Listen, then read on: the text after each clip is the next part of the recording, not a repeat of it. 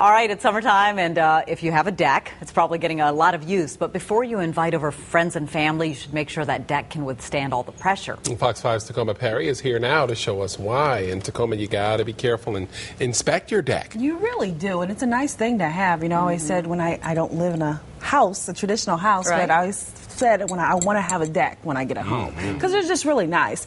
They can be a peaceful place or a beautiful setting for a party, but what you may not realize is just how unstable your outdoor oasis could be. If you're like most people, you probably haven't put much thought into the safety of your deck. We enjoy the time spent in the backyard with the kids and the dog, so it's a peaceful place. It's nice and quiet. But pictures like this of deck collapses that send people to the hospital may have you think again. Stan Garnett is certified by the American Society of Home Inspectors, and he says though they can be a great addition to your home, they can also be your downfall. There's about 40 million decks, and at least 20 million of them are in some form of failure. Garnett says when a deck collapses is usually during a party when a lot of people are on the deck, but that's not necessarily what brings it down. He says it was most likely never built properly in the first place. For a deck, one of the most important aspects is the fasteners used to hold it together and hold it to your home. Garnett says bolts should be used, not just nails. It's fastened only with nails, so there is no device that is holding it in place. And again, on a deck that sits higher up, if we get any uplift at all, it's just going to take the entire deck system with it. He says replace it, or if it's partially split, you can fill it. And if you see rotting wood, sitting water is usually the culprit. And Garnett says you definitely want to check your railing, because if it's unsteady and unsafe, so are you, your family, and any guests you invite over.